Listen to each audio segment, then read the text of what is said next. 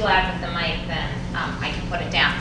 I wanted to put in a little plug here for the something that I took over from Tom Rice, and I direct with Tom Rice, the Iowa Policy Research Organization. Is there anyone here from IPRO tonight? Oh, yeah, here we have one. Will you stand up? She's in the back, in the red shirt. And what we do is research reports on the state of Iowa of topics that are of interest to elected officials in Iowa. And we have a wonderful group of students who work on the reports, and they're very, very dedicated. They're researched very thoroughly. Here's just some of the list of some of the reports, if you want to look, that we've done in the past on the brain drain, on bullying legislation, on carbon capture and storage, on cigarette taxes, and so much more. You can see these are all the past reports, all focused on Iowa. Okay, let me get to our topic today. And where's Collins? Okay. My husband studies 19th century American literature, and so, believe it or not, we were just talking about history. And we were talking about how print culture was the prevailing form of political communication in the 19th century. And if you didn't know how to read, you were basically, that was a major barrier for having economic equality, political participation, civic engagement, and so we know some of the stories of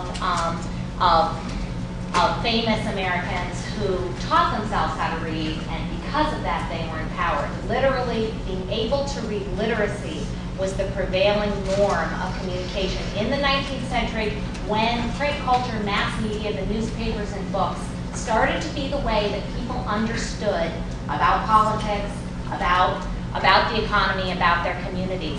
What we have argued in terms of this new world of the internet, and we have a book called Digital Citizenship, was published in 2008 with MIT Press, and we argue that in the 21st century now, the internet has become the prevailing form of communication in American society. And what we call digital citizens are people who have frequent access to the internet. That means home internet access, and high-speed access, that means broadband access.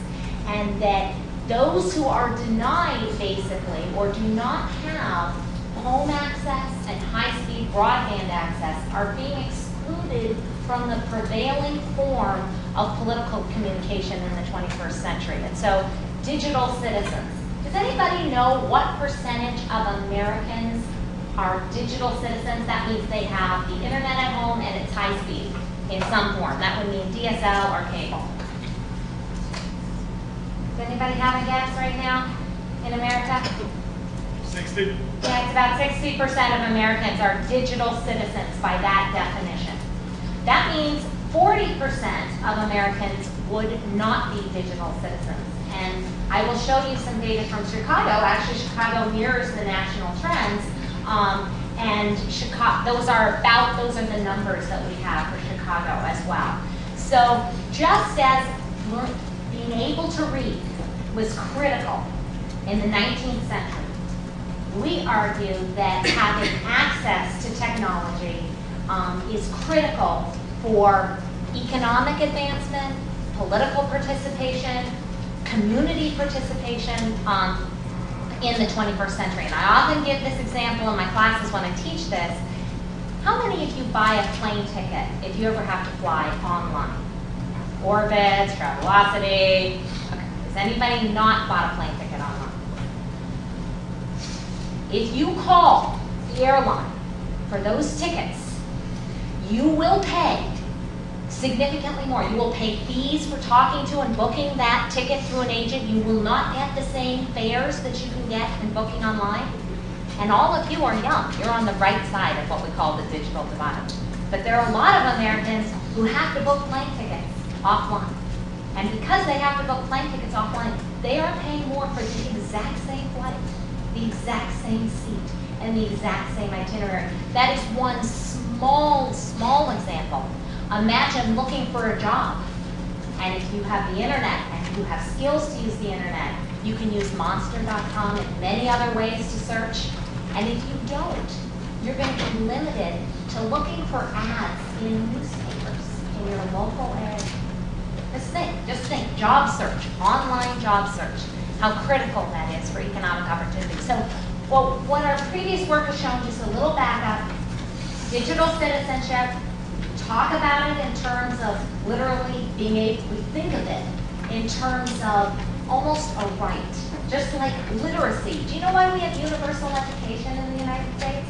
It's because the idea was that we should have universal literacy. That's why we require that everybody goes to school until the age of 18.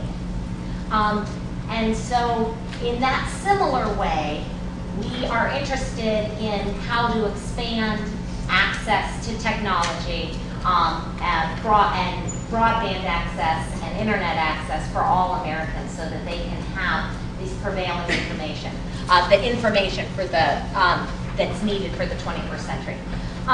Let me just show you, you were assigned this report that we, my co-author Karen Mossberger and I conducted for the City of Chicago. The University of Iowa Hawkeye Poll collected the survey data.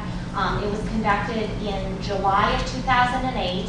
And we found out on Friday, the City of Chicago used this data, all of these data that you saw in this report, and they applied for money from the federal government, from the federal stimulus package.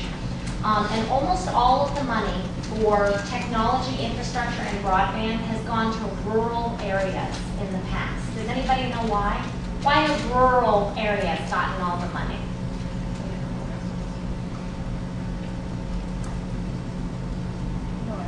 No access. Because there are lots of rural areas that are literally offline. The cable companies and the telephone companies will not pay to provide the networks, to provide access. So most of the money for increasing access, government money, has gone to rural areas. The City of Chicago, with the help of the MacArthur Foundation, which funded this study, and our research, we went to great pains to show exactly what percentage of Chicagoans were offline and to show it by neighborhood, which is census tracts, which is really difficult to do, and which we did. And we found out on Friday that the City of Chicago used this report and our data, and they were just awarded $7.5 million from the federal government, which I think is one of the first times that an urban city has been awarded such a large grant from for the stimulus package. So what I'm trying to tell you here is, this is money. This is public policy that has to do with real dollars. This is because there is an awareness, and let me just go through just a couple last things.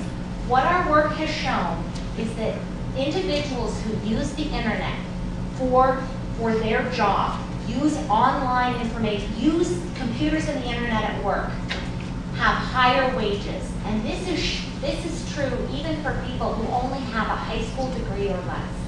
So for the lowest educated segment of the population, if they use the internet and use technology, our data suggests that they can earn up to $100 more per week. That's an individual level economic benefit, but you would all know that all of these companies, like the airlines, like every company in America, is rushing to use the internet for all sorts of ways of reaching customers, of advertising their products, of consolidating, right, of everything, everything. I mean, there's been all sorts of huge studies showing how much the introduction of information technology has created economic gains. So that's one front. Another front is political participation. One of my graduate students, Ramona McNeil, and I have one of the first articles that shows that people who read online election information or online news are more likely to vote, controlling for all other predictors of what makes people vote. That is, older people vote more, wealthier people vote more, educated people vote more, union members vote more, and on down the line. And it's not just voting. People who use political information are more likely to be engaged in politics in a whole range of activities. Volunteering, contributing money, attending a rally in all sorts of forms. They're also more likely to be interested in politics, to be knowledgeable about politics, and discuss politics.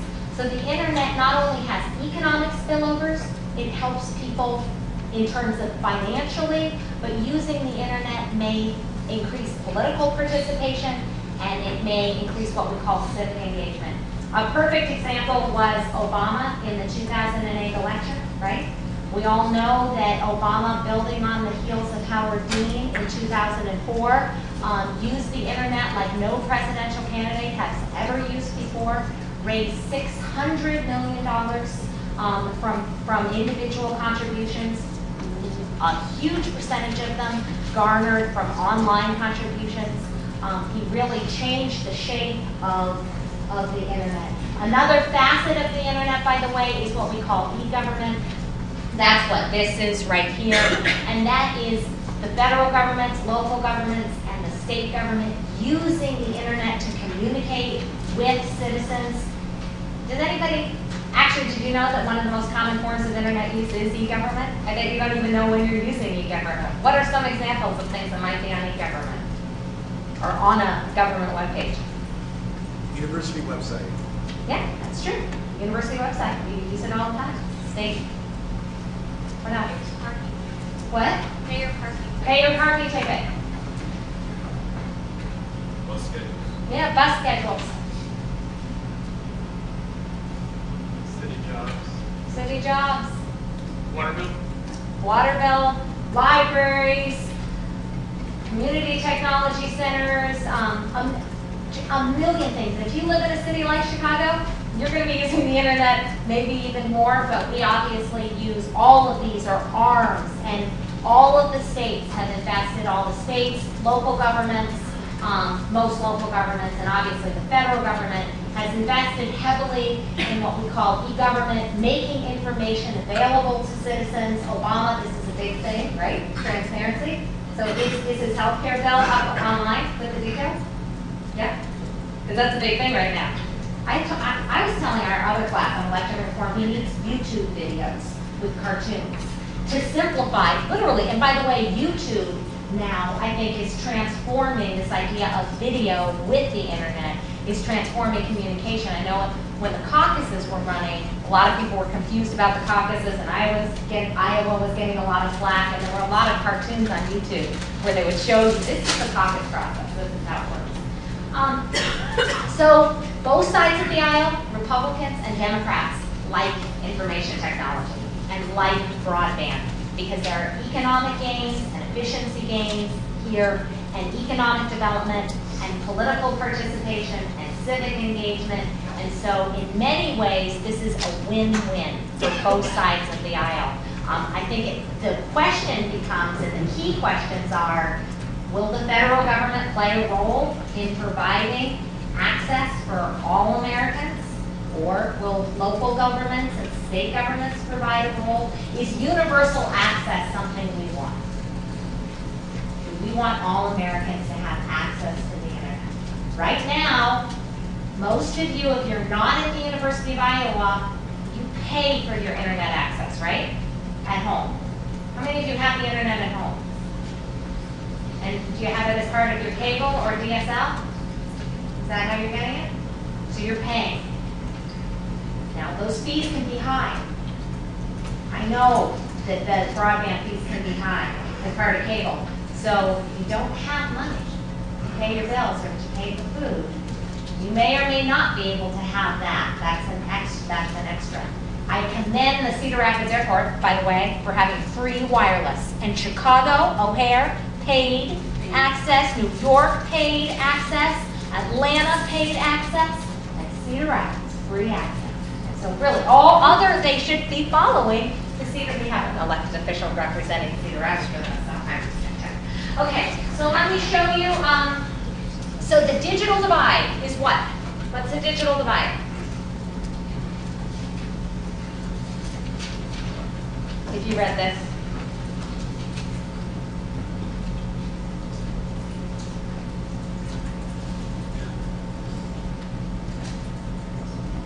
Yeah?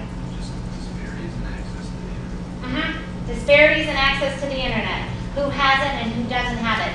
Who are some of the groups that are on the wrong side of the digital divide? They're less likely to have broadband at home, less likely to have the internet at home. What are some of them? Just name them.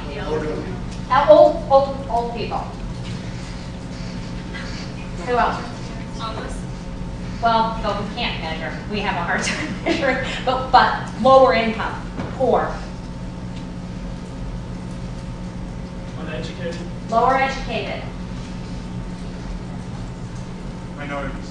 Latinos and African Americans have considerably lower access rates than whites, and it's considerable.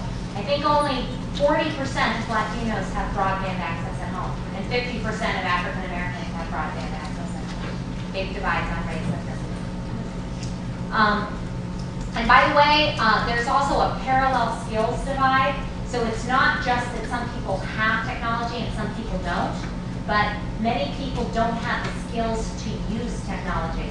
The internet, this requires literacy. The internet is literacy. You have to read. You don't even want to go look at what the actual illiteracy rates are in the United States. But it also requires typing. It requires critical thinking skills to be able to search for information. And so it requires, and then our research has shown a parallel skills divide as well as the digital divide, that you need skills. And it requires, in many cases, English language fluency. And one of the reasons why Latinos lag farther behind in the digital divide than African Americans is because of language barriers. And so many of these pages are in English. And there are many immigrants, Latino immigrants, where English isn't their first language. So let me show you a couple of things, or a couple of key points from this report. They talked about here's me, and Karen. And we were grateful to have funding from the MacArthur Foundation and the state of Illinois to do this. I wish Iowa would help provide the money so we could do parallel studies in Iowa. We actually have some data, but we would need a little bit more. Iowa should have the same kind of data. And this report was published in July of 2009. There's obviously lots of tables, and there's an executive summary. The big thing was that it's based on a telephone survey, a random digitized telephone survey of Chicago residents. And then what we did is we geocoded every respondent. So if someone called us, they told us, I use the internet, I don't use the internet, I use the internet on my cell phone, this is why I don't have broadband at home.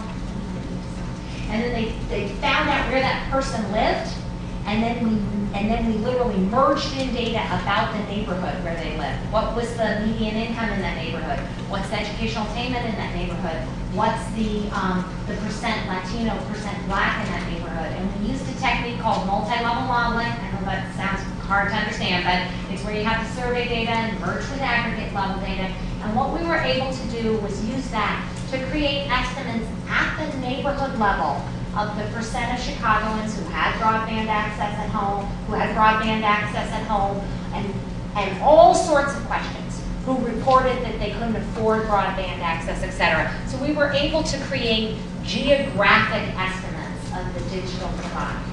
And does anybody know why that was so important and had not been done before? Why does geography matter so much? I kind of already hinted at it and told you the answer. I'm just interested if you can connect it back. Yeah. Poor neighborhoods don't have good access to the internet. Yeah. And the way the federal government law, the stimulus money was written, is that the city of Chicago had to prove that 40% of the population or more was offline in order to have access to this money, the federal government money that they just got. So they needed to show that the digital divide was concentrated in geographic areas like neighborhoods, and they had to prove it to be able to have access to that money. That it wasn't just that somebody is misfortunate or they're lazy or they don't have the internet or broadband because of circumstances that are only in their control, but that there are patterns, geographically concentrated patterns, that shape the digital divide. Okay, so I can just show you a teeny bit. The key numbers here is Chicago here, the percent with broadband access at home, 61%. And by the way, the current population, the CPS current population surveys just released their 2009 report. That's 100,000 Americans they surveyed. And this number in Chicago is very close to national numbers. It's mirroring the national numbers right now. So that 60% is really important, and that's what we call a digital citizen. This is rapidly increasing, this use of cell phones to connect to the internet, IPAs and cell phones. This is we're tracking this, and this is changing fast. And obviously, who are using wireless in public places is dramatically increasing. Okay. And these are some education. So let me just show you a little bit more. I'm sorry that I have to scroll down in order to do it, to show you some of this. So one is the divide. That is the divide. This is the 6 and 10 who have it, 4 and 10 who don't. The digital divide has actual, has contours that we can measure. And one of the contours that we can measure is that old people and Latinos are the most likely to be offline. And Latinos far behind African Americans. Sorry that this is, I might have to scroll down. Those least likely to be online are older and Latinos. And the #1 predictor for having the internet at home or broadband is your income. This is an issue about wealth. And the effects of income are huge in terms of your probability of having this. Realize to have the internet at home and broadband at home is not just the internet and broadband, but it's a computer that can use the internet and a computer that would be upgraded enough to have the software, etc. These are issues of having enough money. Okay. Here are some maps of the community areas in Chicago. And this is the percent that have the internet at home in the different shades. So the blue, 65% or more of the population in these Iowa, in these Chicago community areas have the internet at home. And then the red, 52% or less. So you can see it really has distinct patterns. And these are areas that have higher concentrated poverty and higher minority populations. Okay. And then I just want to show you a little more. One of the things that we did that was the most important is we asked why people didn't have access to the internet. And there were 3 primary reasons. It's down further, I'll show you, that people gave. It was that they're not interested. It was that that cost is a barrier. Can anybody tell me what the third one was? Did anyone read it after that? Didn't want to use it. Skills, right, good. Skills, not interested, cost. And we literally asked people who didn't have the internet at home why they didn't have it, and these were the answers that they gave. And then we tried to see who was most likely to give those different answers. And what we found was that African Americans and Latinos and the poor were the most likely to say cost was the reason they didn't have it. The people who said that they weren't interested, who were those people? Old people and actually wealthier people. And the people who said they didn't have skills, who were those people? It was Latinos. And I think it was poor.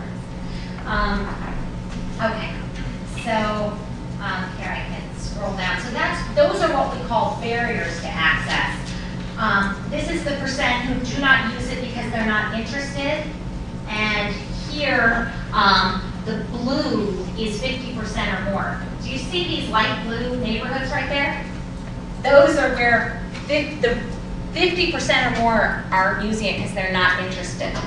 Those are not the same as the poor areas in the middle. In fact, they're on the water.